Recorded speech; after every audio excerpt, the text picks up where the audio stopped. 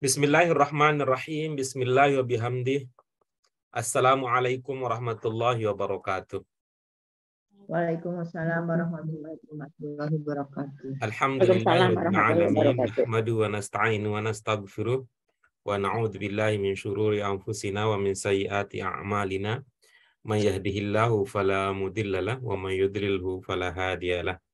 Asyhadu an la ilaha illallah wahdahu la syarikalah wa asyhadu anna Muhammadan abduhu wa rasuluh. Amma ba'du. Apa kabar ibu-ibu semua? Mudah-mudahan sehat semua ya. Alhamdulillah.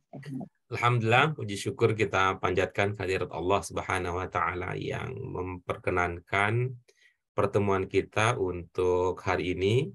Mudah-mudahan ada bagian dari kegiatan kita ini yang bisa bernilai ibadah sebagai tanda cinta kita, pengabdian kita kepada Allah Subhanahu wa taala. Selanjutnya doa keberkahan dan rahmat tidak lupa kita sampaikan untuk Nabi kita, Nabi Muhammad Sallallahu Alaihi Wasallam yang telah membimbing umat manusia sehingga ajarannya bisa tersebar ke seluruh dunia sampai menjangkau keluarga dan diri kita semua. Baik ibu-ibu sekalian, hari ini kita akan melanjutkan lagi kajian kita. Kita masih di pelajaran kita, pelajaran dengan judul Al-Amru bil Ma'ruf wan Nahyu anil Munkar, masih pelajaran yang ke-18. Kita masih berlatih ya, kita berlatih memahami ayat-ayat Al-Qur'an yang menggunakan kata-kata yang sudah kita bahas pada pelajaran ini. Untuk hari ini kita akan langsung ke kajian memahami ayat demi ayat. Sementara pendahuluannya sudah kita jelaskan atau bisa ibu-ibu sekalian ikuti di video pembelajaran kami, pembelajaran kita yang sebelumnya. Kita sudah lihat ini dia kosakata yang sudah kita pelajari.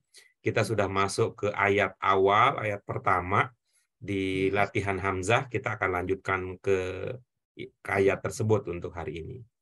Nah, baiklah ibu-ibu sekalian, mari dengan mengharap ridho Allah Subhanahu wa taala, mudah-mudahan kita diberikan dibuka pikiran kita sehingga kita bisa lebih mudah memahami kalamullah dengan modal bahasa Arab kita, walaupun modal masih terbatas, tapi mudah-mudahan dengan keterbatasan itu asal kita gunakan secara maksimal akan ada hasil yang bisa kita dapatkan secara optimal.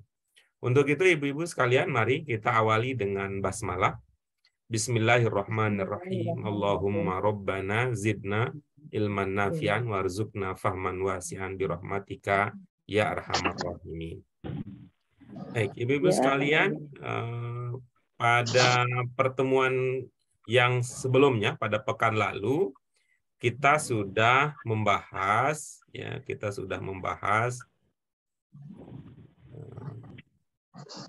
ini ya, kegiatan kita membaca lalu menerjemahkan. Kita sudah membahas ayat yang pertama, ya, ayat yang pertama di surah Al-Hasyr. Nah, sekarang kita akan lanjutkan ke Al-Alaq, ya, kita akan lanjutkan surah Al-Alaq. Untuk Al-Alaq sendiri, ibu-ibu sekalian mudah-mudahan masih ingat, ini dulu bagian awalnya, ayat-ayat awal dari surah Al-Alaq, ini sudah pernah kita pelajari di buku 1 ya. Di buku 1 pelajaran yang kedua. Ya, pelajaran kedua dengan judul Iqra bismi rabbik. Ya, sekarang ini lanjutannya. Lanjutannya kita pahami sehingga secara utuh ini lebih banyak lagi yang bisa kita pahami. Sisa-sisanya ayat yang tersisa bisa dipelajari bermodalkan kajian-kajian kita di pelajaran-pelajaran yang sebelumnya. Baik, mari kita baca terlebih dahulu Al-Alaq 9-14. Setelah itu kita diskusikan untuk ungkapan makna kata yang belum terpahami, lalu kita berbagi pemahaman setelah itu. Mari kita mulai membaca, ibu-ibu sekalian. A'udzu billahi minasyaitonir rajim. Bismillahirrahmanirrahim. Bismillahirrahmanirrahim. Ara'aital ladzi yanha 'abdan idza Abdan shalla.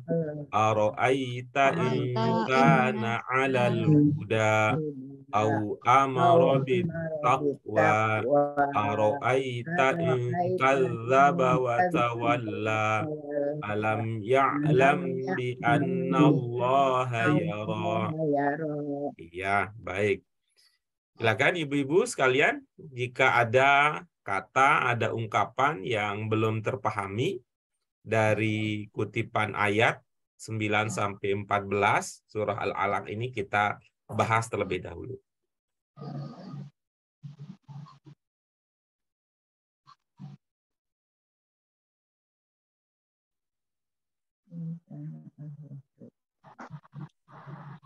Baik, kalau tidak ada, mari silakan berbagi, kita berbagi.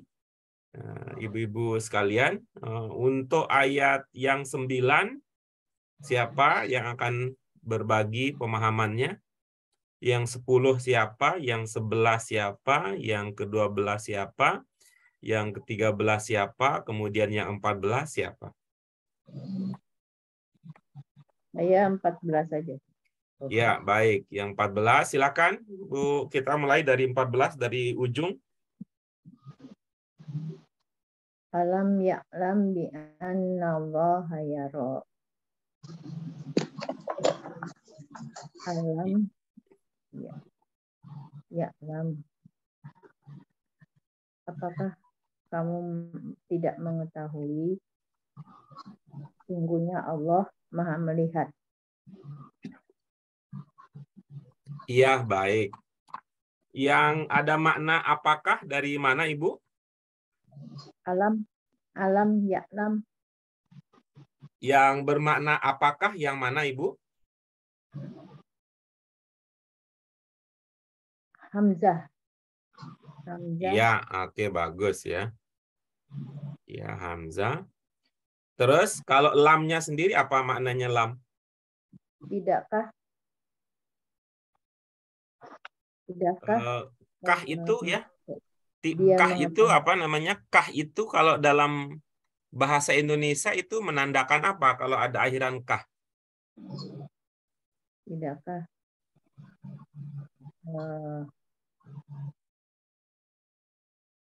ini ya apa namanya, bukan amr ya, tidakkah bukan amr, tidak Apa kira-kira kalau dalam bahasa Indonesia ada kah-kahnya itu?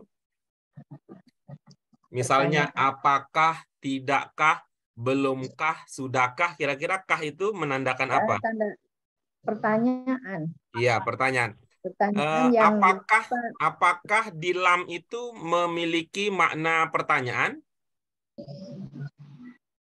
tidak Tidak ya. Tuh. Jadi kalau makna pertanyaannya dari mana?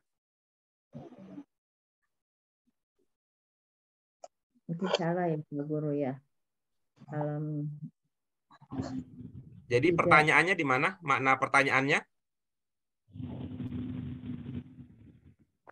Di lam itu lam nahi ya, yang lam nahi. Jadi yang menafikan, bukan menafikan. Berarti itu bukan untuk pertanyaan ya? Ya Pak Guru. Iya, ya. Jadi itu ya. Tidakkah kamu dia mengetahui bahwa sesungguhnya Allah Maha melihat?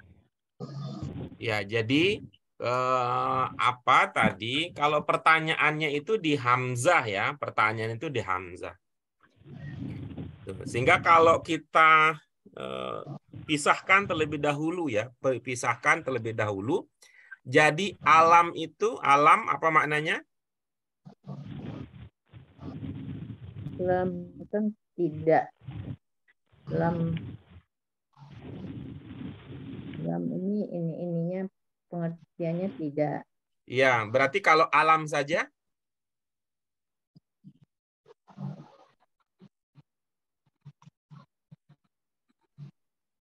Pas Pak Guru bingung.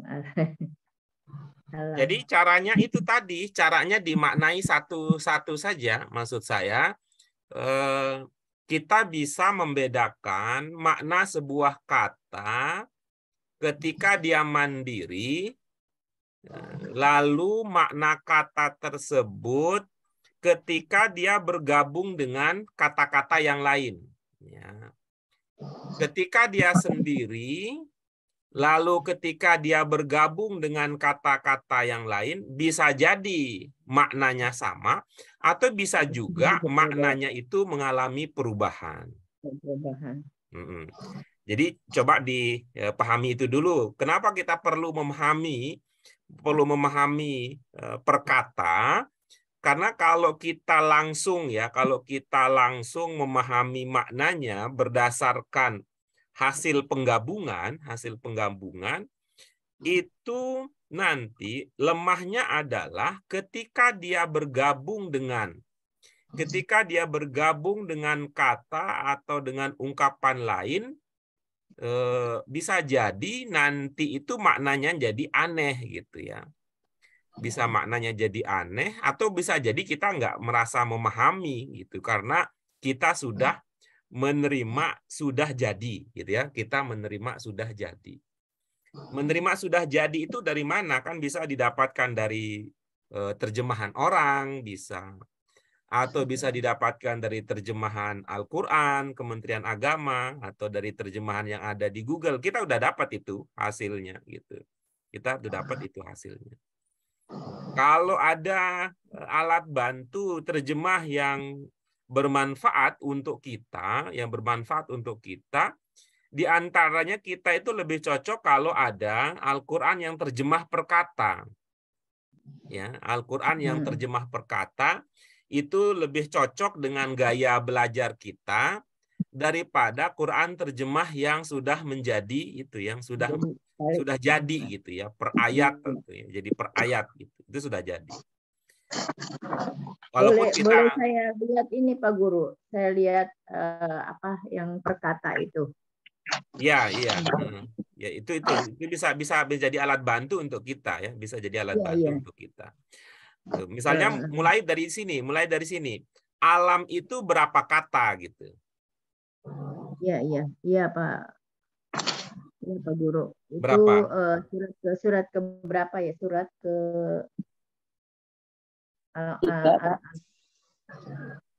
Alaq surat 96.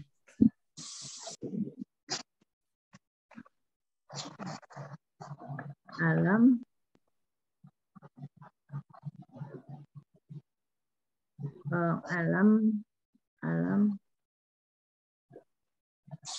Kalau A-nya apakah berarti 2 kata Pak ya? Alam.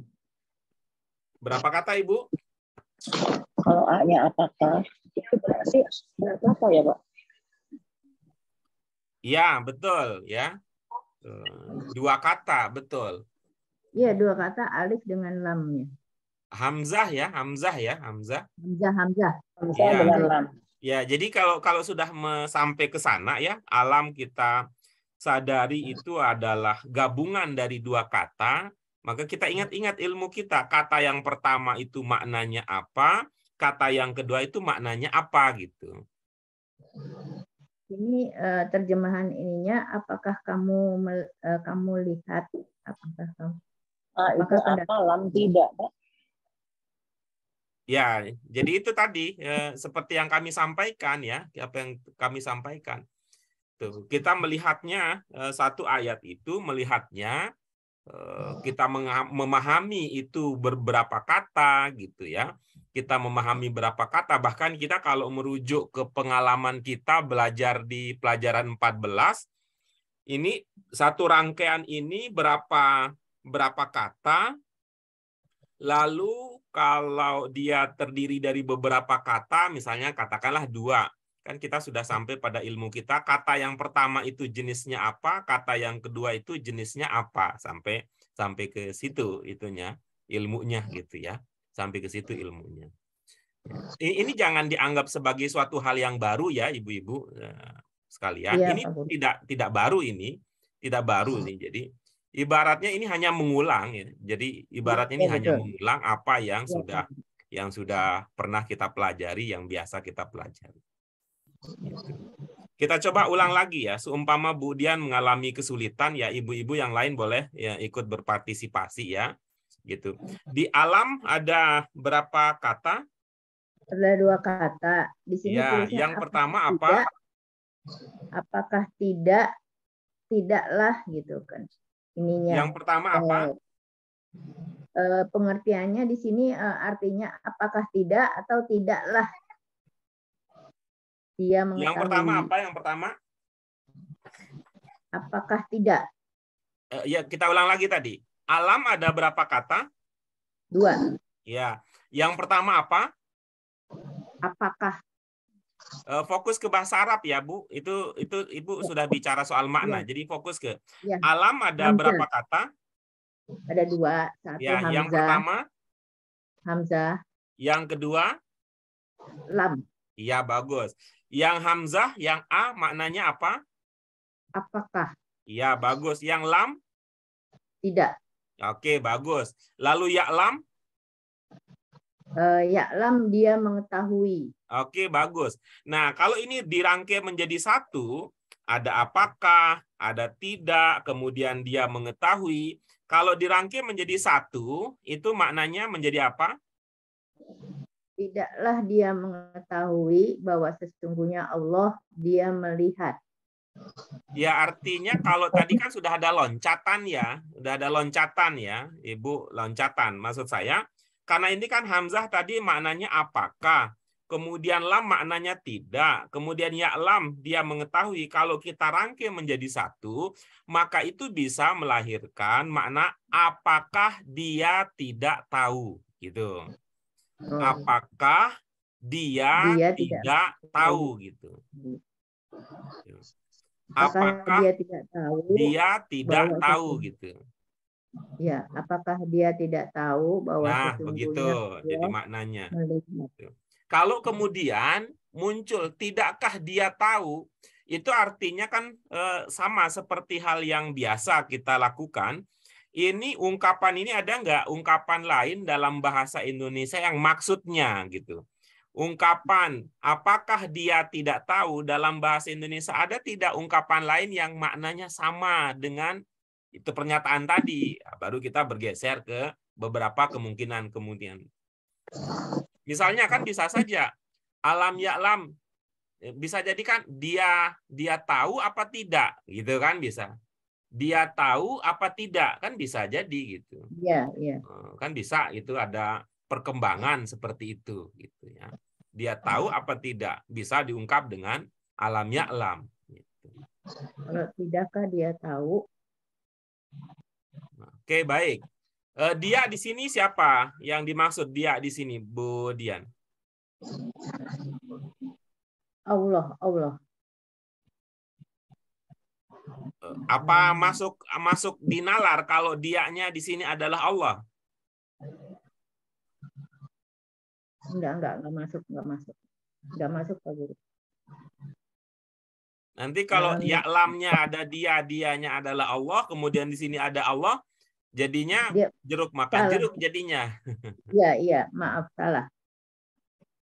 Saya kebetulan belum baca di atasnya, jadi nggak nyambung.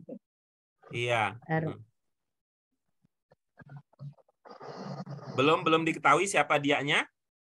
Ya belum Pak Oke, Guru. baik. Kita pending berarti ya dianya, menunggu yang sebelumnya ya, menunggu ibu-ibu yang lain yang bisa berbagi pemahaman untuk bagian-bagian yang lain.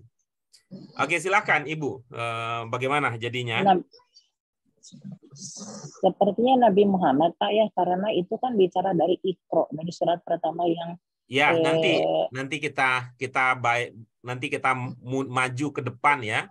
Kita maju ke belakang nanti. Kita maju ke belakang. Untuk sementara ini Bu Dian berada pada posisi belum paham siapa yang dimaksud dengan dia di sini. Jadi kita pending dulu soal itu, nanti kita maju ke belakang nanti. Silakan Bu Dian, bagaimana jadi hasilnya? Ya, ini sedang dibaca dulu Pak Guru.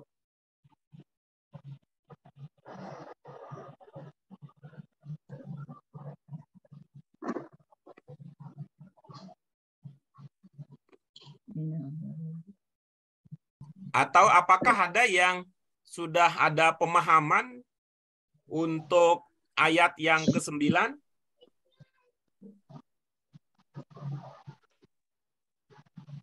Ayat ke-9. Alam ya'lam bi anna Allaha lar bi anna alam yang dia tidak mengetahui, dia tidak mengetahui bi anna.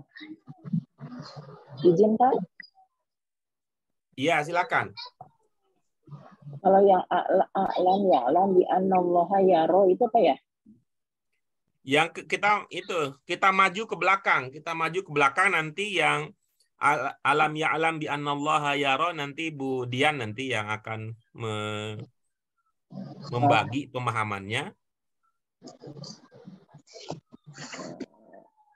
Sebentar Pak, saya cek dulu ayatnya. Bisa yang kami tampilkan ini, yang PowerPoint yang ditampilkan nggak kelihatan kah?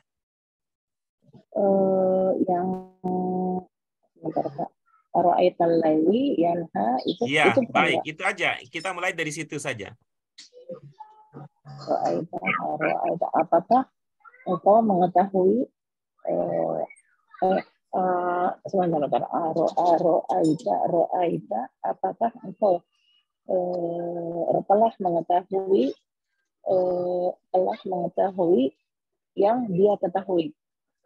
Alladzi yanha. Itu dulu maksud saya, jika Ibu sudah siap gitu untuk membahas bagian ini, kita bahas itu dulu gitu.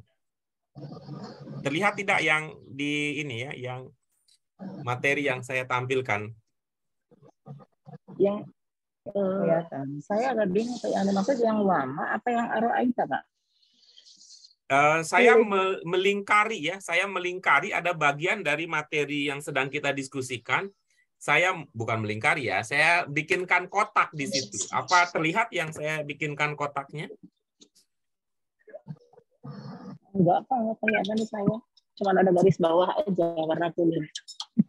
Ibu-ibu yang lain gimana? Terlihat saya bikin kotak? Jelas, Pak. Jelas.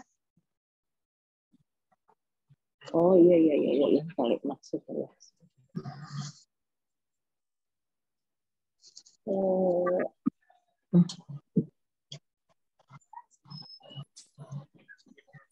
Wattaqullahu itu Pak ya? Gimana? Enggak. Pak, ya, iya. Mohon maaf, yang standby, yang tidak mobile, yang tidak sedang mobile, siapa nih yang bisa diajak untuk mendiskusikan? Ibu-ibu sekalian ya, seperti biasa kalau memang ada yang belum paham, sebaiknya kita terbuka saja itu disampaikan supaya kita bimbing terlebih dahulu. Kalau seperti tadi posisinya ibu-ibu sekalian tidak memberitahu kami di mana kendala, apa yang belum terpahami, maka saya menganggap bahwa ibu-ibu sekalian berada pada posisi sudah siap untuk berbagi pemahaman, ya. Sudah berbagi pemahaman. Itu.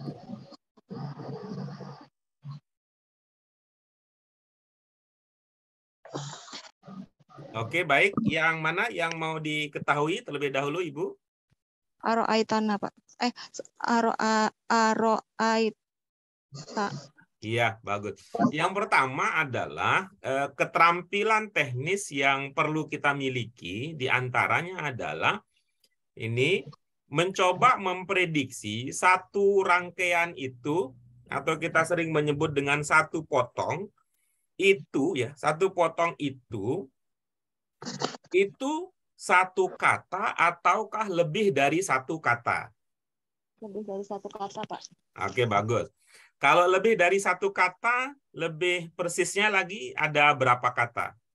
Ada 2. Iya, baik. Yang pertama apa? Hamzah. Oke. Yang kedua Ro'aita. Yang kedua? Ro'aita. Oke, bagus ya. Nah, mana yang belum terpahami ini?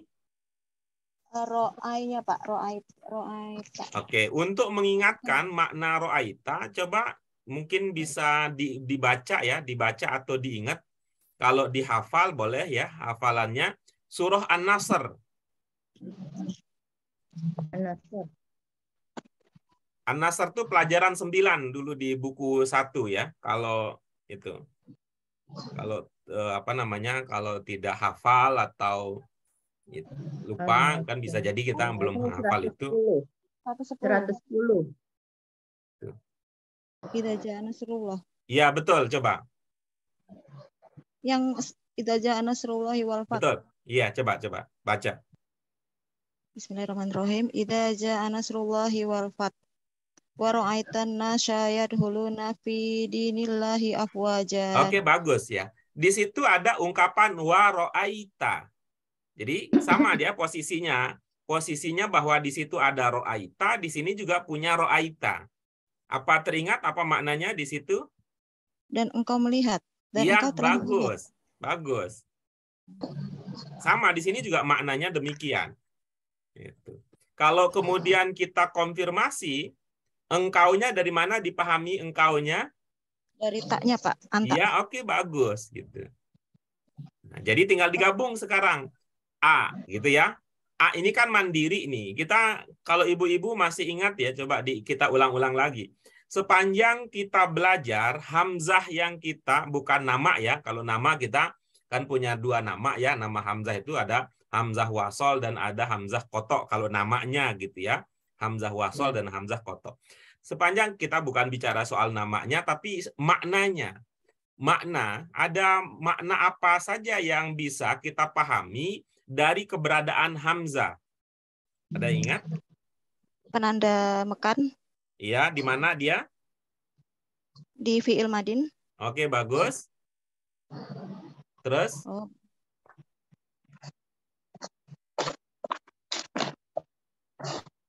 Apa lagi? Ada lagi yang lain yang ingat?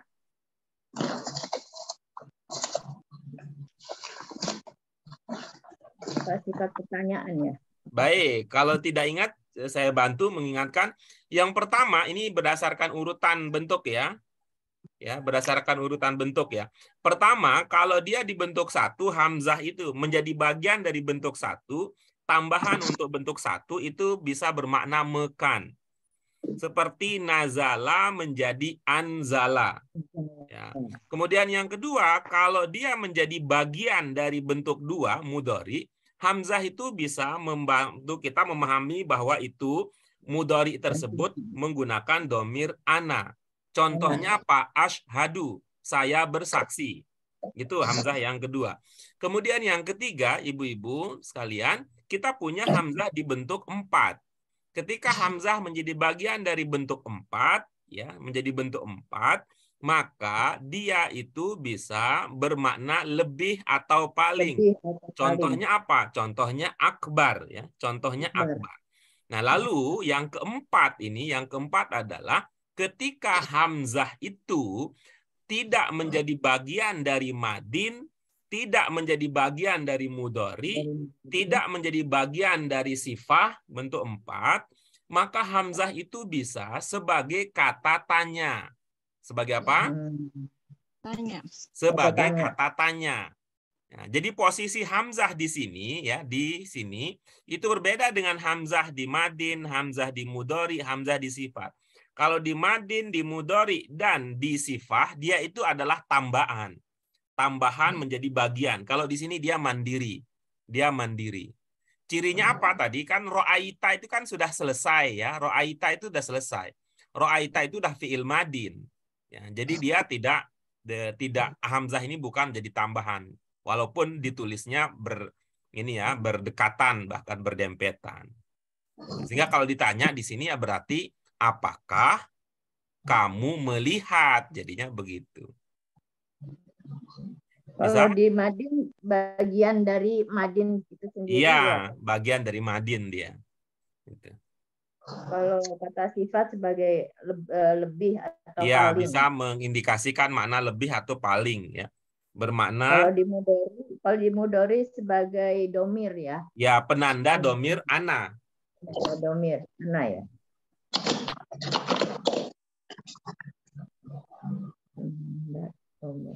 Oke, berarti ya. apakah kalian telah melihat? Bagus. Kaliannya dari mana kaliannya? Engkau, Pak. Iya, baik. Apakah engkau telah melihat Iya. yang Terus? ia akan larang? Yang akan ia larang. Coba itu dulu ya. Itu dulu ya. Itu dulu. Aro'aita tadi maknanya. Kemudian berikutnya alladzi. Apa yang dimaksud di sini alladzi? Apa yang sudah dipahami? Orang yang atau Ya, yang. oke, bagus. Orang yang. yang gitu ya, orang yang. Orang yang. Kemudian yanha. Yanha ia akan. Dia sembunyikan atau apa ya? Dia telah Ini menyembunyikan. yanha ini ya, yanha ini adalah kata pokok yang ada pada pelajaran kita ini. Coba dicek ya, coba dicek di Tanmiyatul Mufrodat. Kemudian ibu-ibu ya, ibu-ibu sekalian, pemahaman kita tentang domir di sebuah kata, itu kalau dalam bahasa Indonesia ya itu tidak ada kata yang karakternya demikian. Maksud saya bahwa satu fiil itu mengindikasikan perbuatan, mengindikasikan waktu, dan sekaligus mengindikasikan pelaku. Tidak ada kata dalam bahasa Indonesia yang demikian. Maka kalau kita menerjemahkan atau memahami bahasa Arab, walaupun dalam bahasa Arab fiil itu memiliki tiga unsur tadi, bahkan jadi 4 itu, tapi kalau masuk ke bahasa Indonesia satu aja dulu gitu. Dimaknai satu aja dulu gitu. Dimaknai satu saja dulu gitu. Kalau yang satu makna itu tidak cukup, baru kita tambahkan. Apa maksudnya? Kita tambahkan seperti kata ro'aita. Ro'aita itu kan makna dasarnya melihat. Nah, maka kita untuk tahap awal memahaminya apakah melihat. Nah, kayak gitu ya. Apakah melihat? Kita bertanya, apakah melihat kalau kita berbahasa Indonesia, apakah melihat itu berarti tidak muncul subjeknya? Oke, muncullah di situ ya. Muncullah kita pemahaman kita tentang domir. Ro'aita ada tak berarti anta. Kita munculkan gitu. Apakah kamu melihat? Gitu. Tapi kamunya nanti dulu. Begitu juga halnya yanha. Sudah ketemu belum di Tanmiyatul Mufrodat apa maknanya? Sudah melarang atau Oke, mengharamkan. melarang saja dulu ya. Melarang saja dulu. Iya, Alladzi tadi apa maknanya? Orang yang. Oke, coba digabungkan. Coba digabungkan. Kalau nanti setelah digabungkan dengan dasar-dasar tadi, ada yang terasa tidak enak, baru kita manfaatkan gitu. Manfaatkan pemahaman kita tentang penanda domir, tentang dia jenisnya mudhari atau bukan, dan sebagainya. Kita coba dulu, karena bahasa Indonesia ini, ibu-ibu sekalian kan miskin dia. Bahasa Indonesia miskin kalau dibandingkan dengan bahasa Arab. Karena itu kadang-kadang seolah-olah dalam hidup ini ya, mohon maaf ya, contohnya mungkin tidak pas. Karena itu ibu bapak sekalian, kalau pada ketika kita bertemu dengan orang miskin, mohon maaf ya, sekedar contoh saja. Ketika bertemu dengan orang miskin, lalu kita berikan fasilitas orang kaya, kaget dia. Nah, kira-kira itu yang akan terjadi kalau dalam bahasa Indonesia, bahasa Arab kita ungkapkan dengan bahasa Indonesia. Itu orang miskin, begitu ketemu orang miskin kita langsung kasih mobil ya, kaget dia gitu. Ntar dulu gitu. Cukup kalau punya mobil ya, jangan kasih langsung dia mobil orang miskin, cukup ajak aja dia, numpang aja dulu gitu. Kira-kira begitu ya, mudah-mudahan ini bisa ditangkap ilustrasinya.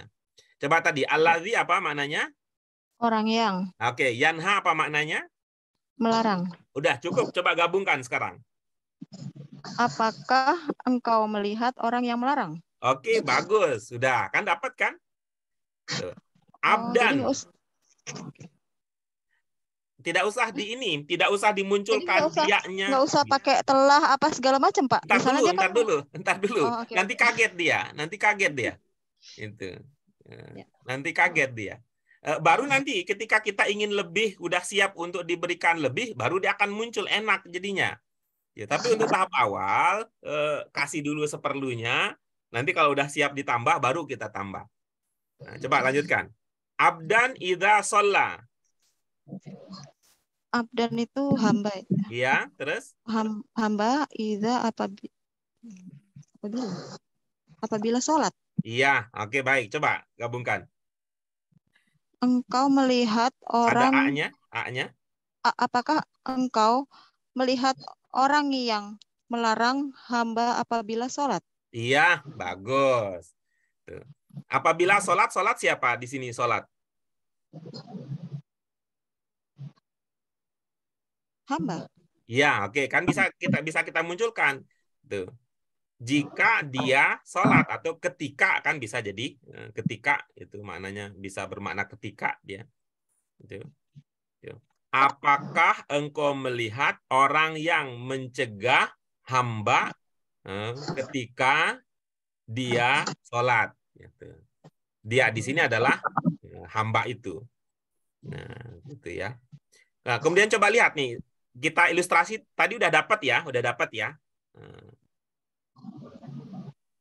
Nah, coba kita lihat berikutnya. Abdan itu tunggal apa jama? Tunggal. Ya, oke. Maka dalam bahasa Indonesia kita munculkan, bisa kan kita tambahkan? Gitu. Kalau tunggal kita bisa bilang apa kalau dalam bahasa Indonesia? Seorang hamba. Oke, kan bisa begitu. Apakah engkau melihat gitu ya? Apakah engkau melihat orang yang melarang seorang hamba ketika dia sholat?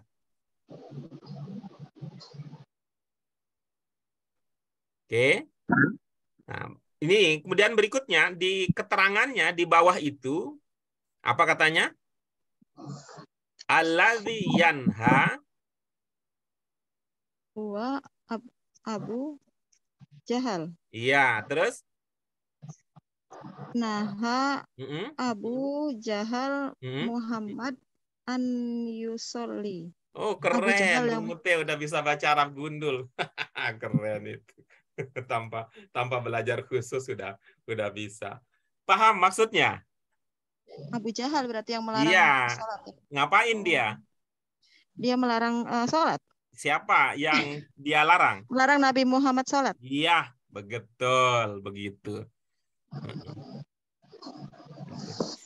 Jadi taknya di sini siapa? Taknya berarti apakah kamu melihat? Apakah kamu melihat? Siapa ya?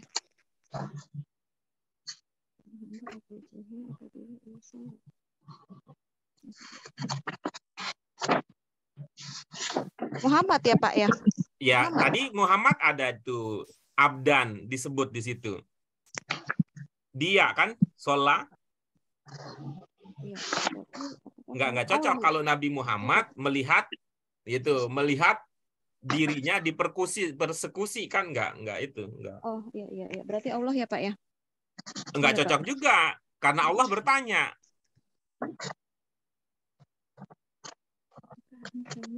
Berarti di sini adalah anta. Anta tuh kepada siapa gitu? Kepada orang yang diajak bicara gitu. Siapa yang diajak bicara? Kalau dalam konteks ini Al-Qur'an adalah orang yang membaca gitu. Orang yang membaca. Baik itu konteksnya pada masa Al-Qur'an turun gitu, pada masa Al-Qur'an turun itu siapa saja gitu ya. Pada siapa saja pada masa itu orang yang mendengar ayat ini, atau kalau dalam konteks sekarang yang membaca ayat ini sedang diajak berdialog oleh Allah. Lalu ditanya ya kepada yang bersangkutan, misalnya Budian ya, Budian juga bisa ditanya. Begitu Allah berkata kepada Budian, apakah Anda sudah melihat wahai Budian orang ya apakah Anda sudah melihat? Melihat di sini kan kita pernah diskusi dulu ya. Melihat dalam kata ro'a yaro itu kan juga bermakna mengetahui gitu ya, bermakna mengetahui. Kenapa mengetahui itu? Karena ro'a yaro ru'yatul hilal ya, ru'yatul hilal konteksnya pada waktu itu. Kata ro'a yaro yang bermakna melihat itu tidak harus dengan mata kepala. Tidak harus dengan mata kepala, tapi bisa juga melihat dalam arti dengan pikiran. Itu dengan kata lain itu bisa bermakna pengetahuan atau mengetahui. Gitu.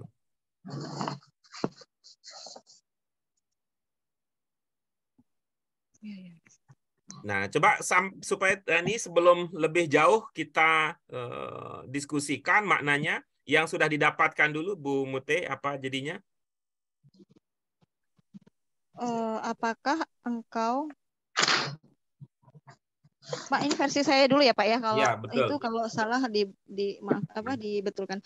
Apakah engkau telah melihat orang yang melarang seorang hamba ketika sholat? Iya, oke, bagus ya. Baik, itu untuk kata yanha. Yang berikutnya,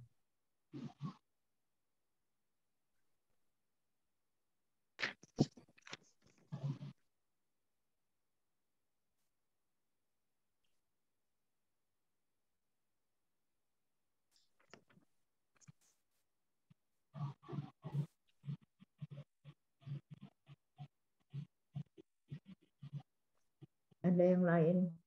Nggak ada lagi. boleh Bu Dian, boleh lanjut. Aro'aita in kana alal huda. Iya, baik. Apa ada yang belum terpahami di situ?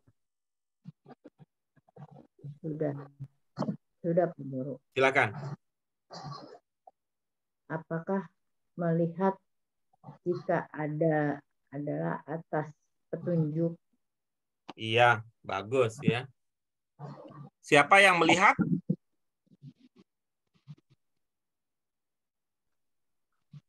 Aro'aita kamu anta. Iya. Aro'aita. Bagaimana jadinya? Apakah kamu melihat jika adalah atas petunjuk?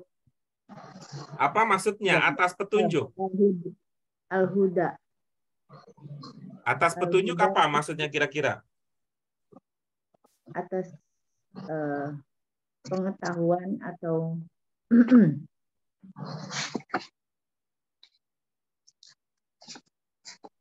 ini makna atas di sini apa maksudnya atas gitu? Iya. Jika adalah atas petunjuk kira-kira apa dalam bahasa lain gitu? Apa Ibu bisa langsung paham ya maksudnya kalau mengatakan atas petunjuk gitu?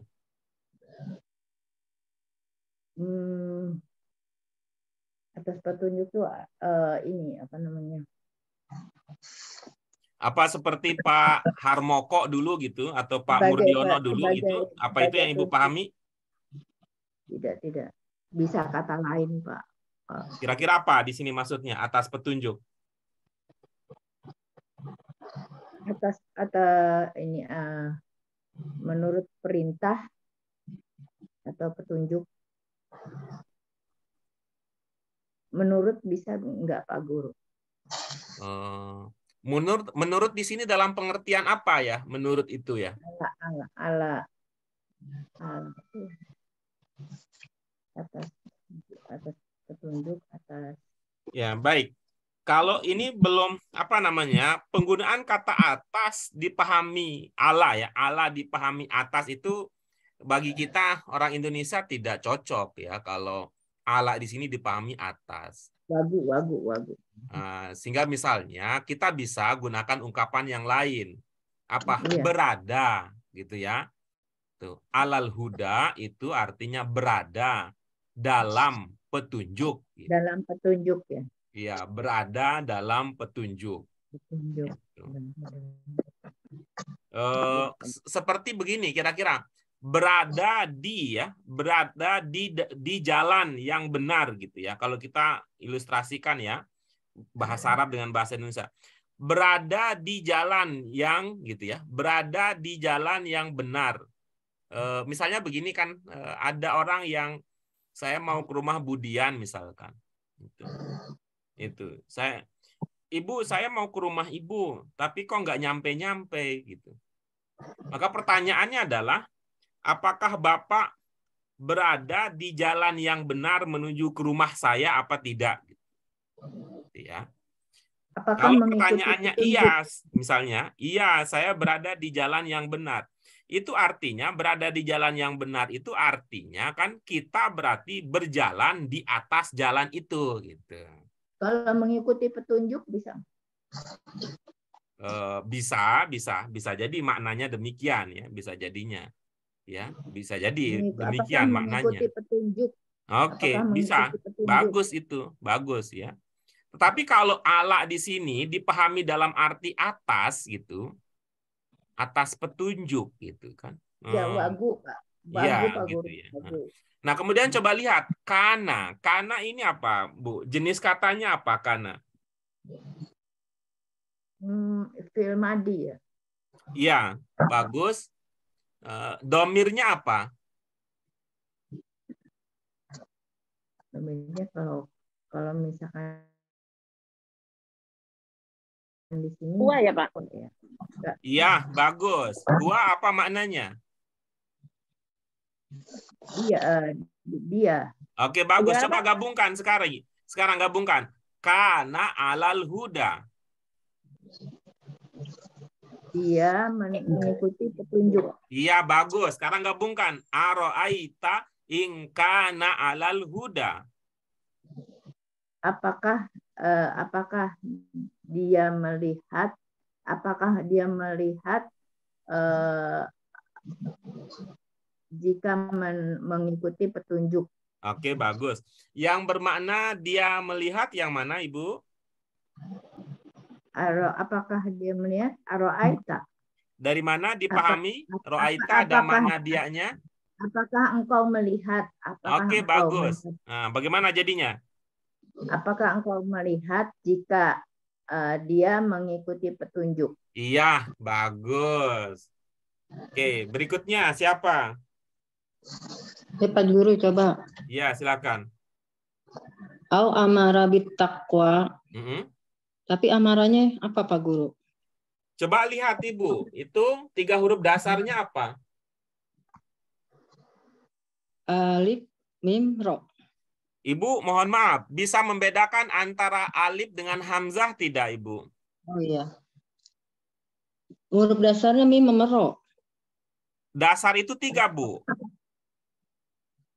Hamzah, mim, ro. Iya. Ibu masih ingat nama-nama fiil? Insya Allah ingat. Coba yang pertama apa, Ibu? Fi'il madi. Yang kedua? Fi'il mudhari. Mudhari apa mudhari? Mudhari. Biasa makan tempe orek, Bu Rian. Yang ketiga apa, Bu? Amr. Nah, coba lihat. Ketika Ibu mengatakan fiil yang ketiga namanya amr, itu hurufnya apa kira-kira? Amja. Ada 3, Bu. Usahakan 3 biar klop gitu, biar kita bisa main ke sana kemari. ya amr, ada hamzah, ada sukun, tapi ini nggak ada sukunnya. Jangan ngomongin selain huruf, Ibu. Yang Ibu perlu ketahui adalah hurufnya, bukan barisnya. Huruf. Hamzah, mim, ro. Sama tidak dengan di amaro? Amaro mana? Yang Ibu nanya tadi, yang Ibu tanya. Sama. Oke, baik.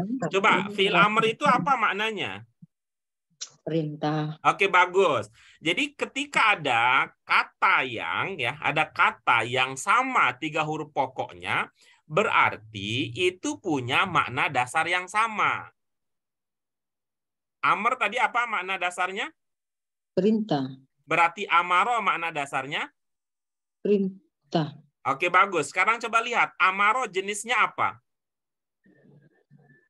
Fi'il madi. Oke, bagus. Tambahkan sekarang bahwa amaro adalah fi'il madin dengan makna dasar perintah. Coba gabungkan pemahaman tadi menjadi sebuah makna.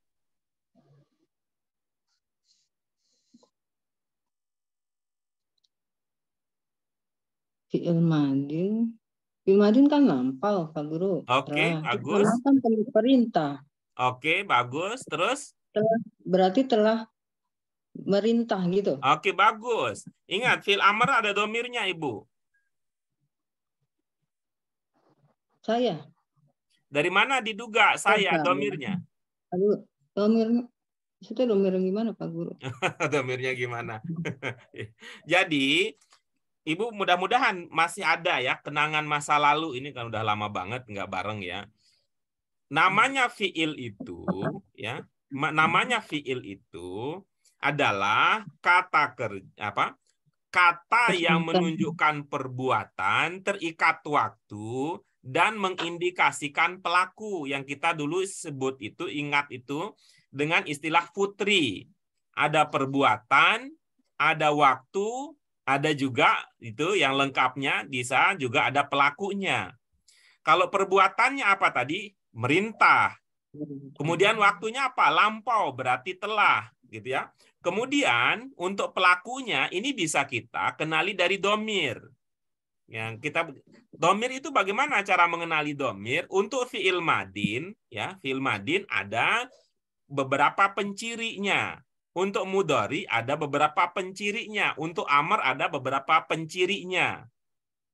Kan dulu kita pernah belajar. Domir itu Ibu masih ingat aja? Masih ingat? Domir itu apa saja? Huwa.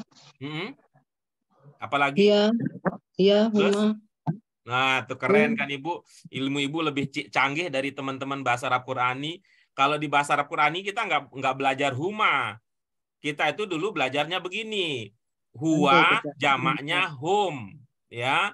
Huwa jamaknya hum. Kemudian ana jamaknya nahnu. Kemudian anta jamaknya antum. Udah segitu doang.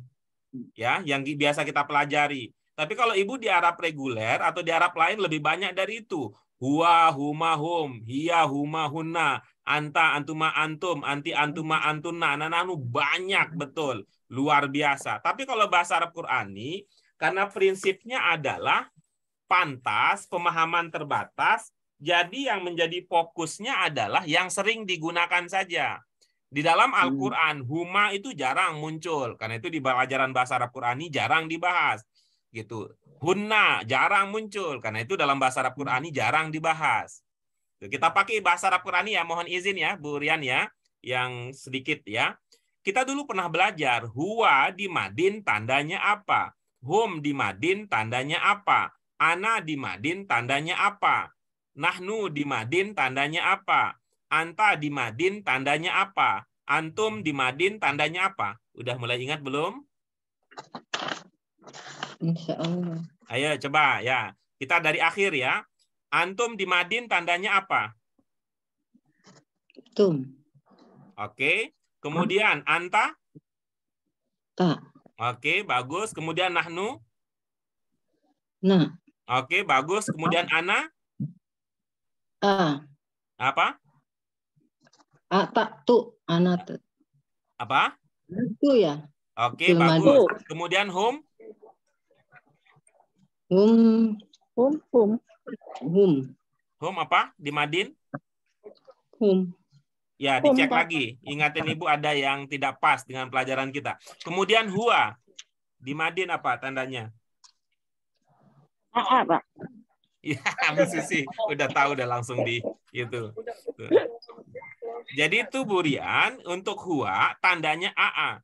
AA, tidak ada tambahan huruf ya, murni itu ya, untuk dia itu masih murni. Kemudian kalau hum di madin itu tandanya waw alif. Nah, sekarang coba lihat amaro dari tanda-tanda tadi gitu, berarti domirnya apa? Huwa. Iya, berarti amaro maknanya dia. Oke, jangan hanya dia gitu. Jangan hanya dia, kan udah tahu tadi. Dia menyuruh. Mana dasarnya apa, fiilnya apa? Dia telah. Telah apa? Dia telah bertakwa ya? Jangan Ibu. Kan tadi sudah dipancing dengan fiil amr. Oh iya, dia ini amar. Dia telah memerintah gitu ya? Iya, dia memerintah apa? Memerintahkan apa? Memerintahkan bertakwa gitu. Iya, bagus. Sekarang gabungkan. Au amaro bit taqwa, apa jadinya? Atau dia telah memerintah untuk bertakwa gitu. Iya, dari mana untuknya Ibu? B-nya apa tuh Pak Guru? Dengan. Ya, bi bisa macam-macam, ya bi bisa macam-macam tergantung konteksnya. Tapi kalau ibu kemudian memunculkan untuknya kira-kira dari mana? Atau dia telah menyuruh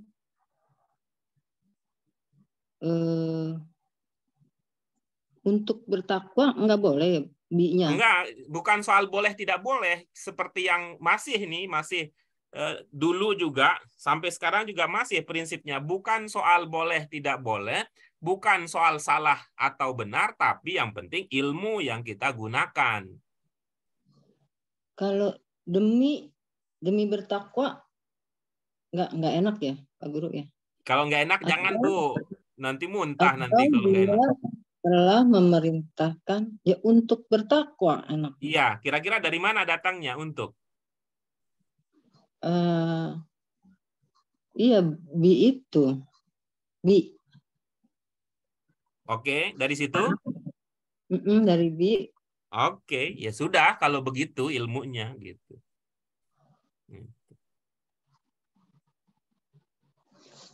Sudah? Iya, baik. Berikutnya siapa?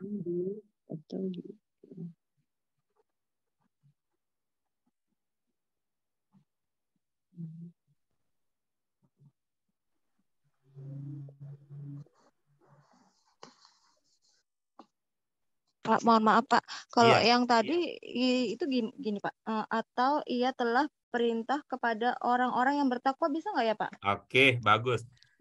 Kalau kita mengatakan orang-orang ya, kalau kita mengatakan orang-orang, biasanya orang-orang itu ada di bentuk berapa?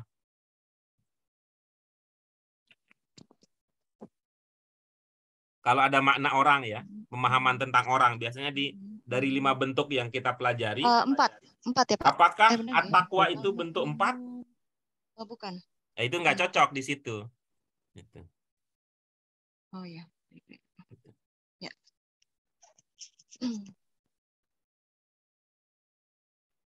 Terus ada lagi yang lain yang bisa didiskusikan?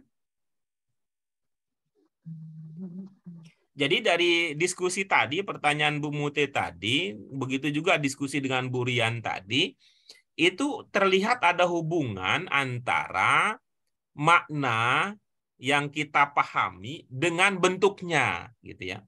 Ya. Makna yang bisa kita pahami berdasarkan bentuk. Kalau sekedar dari segi arti, enak begitu, enak tadi seperti Bu Mute pikirkan. Dia menyuruh orang-orang yang bertakwa. Kan enak bahwa Nabi Muhammad menyuruh orang-orang bertakwa. Itu secara nalar ya cocok gitu.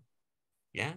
Secara nalar cocok itu, maknanya itu nggak ada yang aneh kalau kita mengatakan dia yaitu Nabi Muhammad gitu. Nabi Muhammad menyuruh orang-orang bertakwa. Ya, cuman tidak pasnya karena at-taqwa di sini bukan bentuk 4.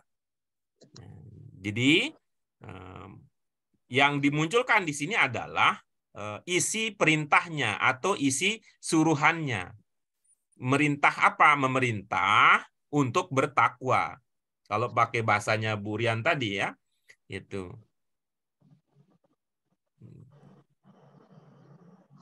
Dan yang bagus tadi yang kalau Bu Rian ini jadikan sebuah ilmu, ya tidak selamanya bi itu cocok dimaknai dengan gitu.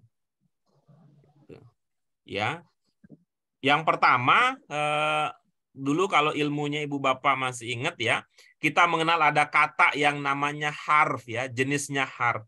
Harf itu karakteristiknya kan maknanya tidak bisa dipahami utuh tanpa digabung dengan fiil dan isim ya, dengan kata yang lain. Sehingga untuk harf itu dalam banyak hal, kalau ibu-ibu cermati lagi pelajaran-pelajaran kita, maka sering sekali harf itu tidak ada arti yang cocok. Itu karakter pertama ya, bahwa dia tidak usah diartikan. Gitu. Harf itu tidak usah diartikan. Mengapa harf itu tidak usah diartikan? Karena dalam bahasa Indonesia tidak ada namanya kata harf itu, dalam bahasa Indonesia tidak ada. Gitu. Kata yang gitu bahasa Indonesia yang paling mendekati itu ya ada partikel atau ada kata sambung dan semacamnya kalau dalam bahasa Indonesia. Yang kedua, satu kata yang berjenis harf itu dia bisa memiliki banyak kemungkinan ya, banyak kemungkinan arti tergantung nanti pada kata-kata lain yang menyertainya, atau bahasa lainnya tergantung pada gandengannya. Hal-hal semacam ini ya, penjelasan lebih lanjut terkait dengan apa yang tadi saya sampaikan, bahwa harf itu akan memiliki makna yang beragam tergantung pada kata-kata yang menyertainya. Nanti akan kita pelajari secara khusus ya, ibu-ibu, bapak sekalian yang mengikuti siaran tunda ini, atau ada yang pernah, itu nanti di pelajaran 26. Insya Allah Bu Yuni sudah sampai di situ ya, Bu Yun ya.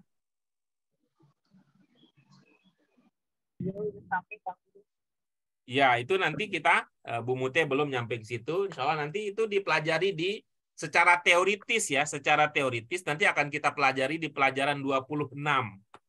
Itu bahwa satu kata yang berjenis harf itu memiliki beberapa alternatif arti, gitu ya. Memiliki beberapa alternatif arti tergantung pada konteks penggunaannya.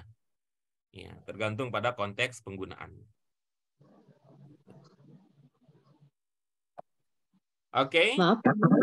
Iya. Jadi kalau bi itu boleh tidak diartikan, jadi bisa nggak begini? Atau dia telah menyuruh bertakwa aja? Gitu. Bisa. Atau dia telah menyuruh bertakwa? Bisa Ibu.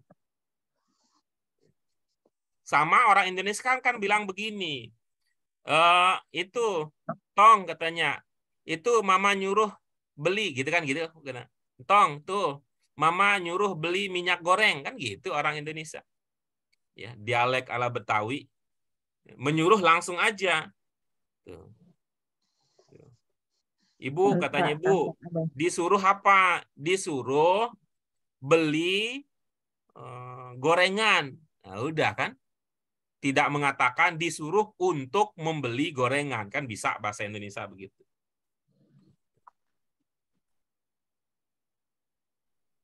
Nggak pakai bahasa basi. Iya, gitu kan bisa gitu. Langsung. Saya pikir kalau menerjemahkan itu pakem, Pak. Huruf ini dikirimin ini Enggak, gitu. itu akan membuat kita jadinya kaku. Itu akan membuat kita kaku, bahkan kadang-kadang itu yang menyebabkan kita akhirnya tidak paham maksudnya. Tidak paham maksudnya. Karena itu saran-saran saya, ibu-ibu sekalian, kalau sudah memahami, kalau dulu si ilmu kita dulu begini, memahami kata jangan hafal mati, tapi harus pakai hati. Gitu tuh ilmunya dulu. Dulu waktu kita belum belajar jenis kata dalam bahasa Arab. Ya, jenis kata dalam bahasa Arab. Tapi kalau sudah belajar jenis kata dalam bahasa Arab, dengan maksud tujuan yang tidak jauh berbeda, kita akan mengatakan bahwa kata jenis harf itu maknanya tidak lengkap tanpa melihat kata lain yang menyertainya, gitu ya. Tanpa melihat kata lain yang menyertainya. Gitu. Sehingga makna itu bisa menjadi berkembang ya, tergantung pada konteks penggunaannya. Itulah karakternya. Karena itu bahasa itu sejak awal kita berdasarkan kajian ilmiah, dia bukan ranahnya itu bukan ke ilmu eksak ya, tapi dia ke humaniora. Humaniora itu karakteristiknya kan fleksibel ya, fleksibel. Harus luas ya Pak Guru. Betul, betul. Kalau kata siapa itu enaknya begitu katanya, ilmunya enaknya begitu gitu.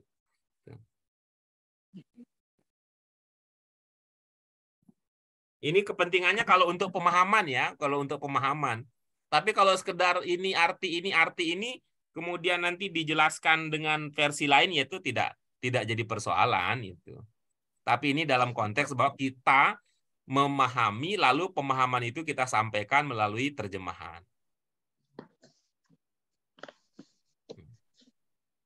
Oke, ada lagi berikutnya? Tapi kan Pak, kalau misalnya memaknai ayat itu kan beda makna, nanti juga beda itunya ya, beda maksudnya ya. Betul. Karena itulah kenapa dia menjadi penting mengenali jenis kata. Tujuannya adalah untuk menghindari kita dari salah pemahaman. Ya. Begitu juga halnya adalah apa yang kita sebut dengan 4 sehat 5 istimewa itu bagian dari usaha kita supaya kita sampai pada maksud yang diinginkan, ya, yang paling mungkin. Karena apa yang sedang kita kaji ini kan bukan ungkapan, bukan kalam, bukan ucapan sembarang, tapi ucapan dari Allah yang tentu kita sejak awal sudah memahami bahwa Allah bukan manusia gitu.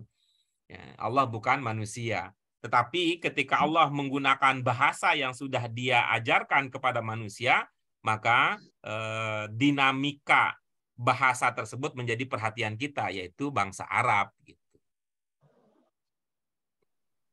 Sampai nanti, ibu-ibu sekalian, kalau udah sampai pada pemahaman, itu kan satu ayat yang sama nanti bisa jadi berbeda. Kalau pakai istilah kerennya ya, penerjemahan versi syariat, penerjemahan versi hakikat, penerjemahan versi makrifat. Itu udah ceritanya menarik lagi ceritanya. Kalau kita ini masih penerjemahan versi apa ini?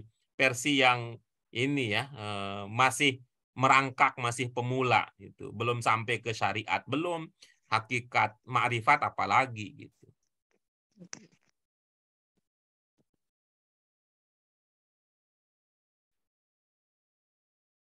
Pak Guru mau nanya. Silakan. Ini di luar di luar teks yang ada di sini. Ini ayatnya yang ke-15. Di sini ditulis kala lain lam yantahi lanasam binasiyah.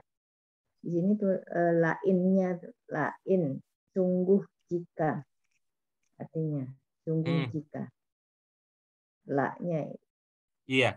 Nah ini berarti kan secara arti yang biasa ini kan akan berbeda gitu. Sungguh kan inna. Iya, baik. Iya, betul. Yang Ibu belum masukkan dalam pertimbangan bahwa la itu memiliki beberapa makna. La. Iya. Ya, di antaranya adalah untuk penegasan. Gitu. Jadi sungguh itu ya, sungguh. Iya, iya. Kalau kita mengatakan sungguh itu dipahami karena di situ ada la yang ya salah satu jenisnya adalah la yang bermakna penegasan. Tapi in-nya kan kenapa jika ya? Bukan. In itu sama seperti yang ini sini. In yang kita bilang itu bukan penegasan, itu kan in bermakna jika ya, in jika. Oh, in la-nya penegasan ya. Iya Pak Guru, terima kasih. Iya, baik. Ada lagi Ibu sekalian atau sudah cukup? Tadi berarti yang dianya itu Muhammad ya Pak Guru yang. Ya, di sini kan Muhammad di sini. Karena yang menyuruh itu adalah ini. Mulai dari sini ya, sholla ini ke Nabi Muhammadnya, alal hudanya Nabi Muhammadnya. Nah, di sini kan kita mau dilihat ya, mau dilihat maksudnya. Ketika pertanyaan awal tadi, apakah engkau melihat? Tadi kita melihat. Kita mempertimbangkan bahwa ro'aita yang dimaknai dalam bahasa Indonesia itu dalam arti melihat, itu nanti kita akan ada ketemu langsung ya, nanti ibu-ibu sekalian akan ketemu langsung. Ada 3 kata dalam bahasa Arab yang berdampingan, 3 kata tersebut bahasa Indonesianya sama, yaitu melihat. Gitu ya. Sekedar sebagai sebuah pemanasan nanti, itu kita akan sampai nanti ke sana. Di situ dalam bahasa Arab untuk melihat bisa ada kata nazara, untuk melihat ada kata ro'a, untuk melihat ada kata absara. Ya, kalau kita itu kan ada kata basir itu juga artinya melihat. Bahasa Indonesia semua diartikan melihat. Disitulah tadi yang saya istilahkan bahwa bahasa Indonesia ini miskin, bahasa Arab itu kaya. Ya, kata nazoro itu punya kecenderungan bisa melihat dengan mata kepala.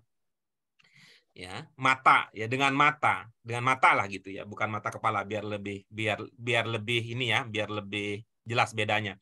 Kata nazoro biasanya itu melihat dengan mata.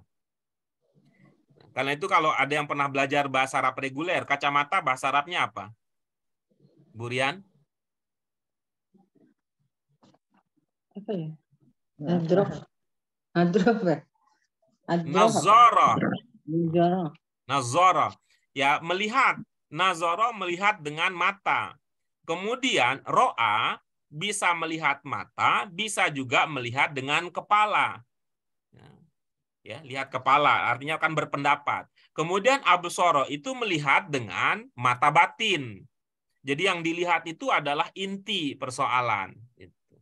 Kalau bahasa Indonesia ya melihat saja karena kita nggak punya. Mungkin kalau cocoknya kalau absara berarti mungkin nerawang kali ya. Tapi kalau terawang itu kan nggak jelas, nggak pas juga. Betul. Nggak pas juga kalau terawang itu ya.